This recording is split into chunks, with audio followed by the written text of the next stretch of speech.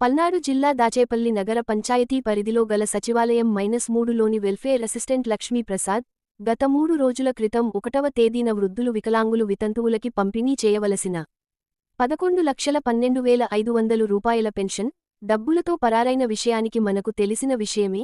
దీనితో Dachepalli commissioner police స్టేషన్లో ఫిర్యాదు కూడా చేశారు. తాజాగా welfare assistant Sampath Lakshmi Prasad selfie video ద్వారా తప్పును ఒప్పుకున్నాడు.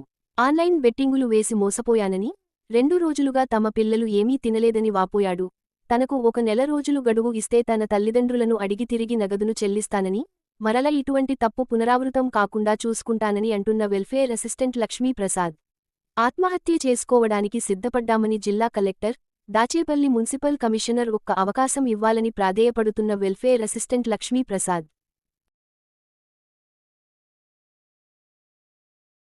నా పేరు లక్ష్మీప్రసాద్ సార్. నేను ఆన్లైన్ బెట్టింగ్ నమ్మి ఎన్నో డబ్బులు పోగొట్టుకున్నాను సార్. గవర్నమెంట్ డబ్బులు పోగొట్టాను సార్. నేను ఆన్లైన్ బెట్టింగ్ నమ్మి మోసపోయాను సార్. నేను తప్పు చేశానని నాకు ఈరోజు అర్థమైంది సార్. నేను తప్పు చేశాను సార్. నన్ను క్షమించండి సార్.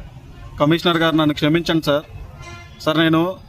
నాకు 1 నెల అవకాశం ఇస్తే నేను ఆ డబ్బులు ఎలాగైనా సరే మా అమ్మ మా నాన్నలు బతిలాడుకొని నేను తెచ్చి కట్టగలను సార్. నాకు ఒక అవకాశం ఇవ్వండి సార్. ఈరోజు నేను చేసిన తప్పు వల్ల నా భార్య పిల్లలు మేమంతా రోడ్డు మీద పడి ఉన్నాం సార్. పిల్లలు 2 రోజుల నుంచి ఏం తినలేదు సార్.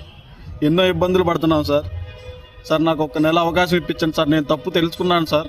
ఈసారి మళ్ళీ రిపీట్ చేయండి సార్. నాకు ఒక్క అవకాశం ఇవ్వండి సార్. కమిషనర్ గారు సార్, కలెక్టర్ సార్, ఒక్క అవకాశం ఇప్పించండి సార్ నాకు.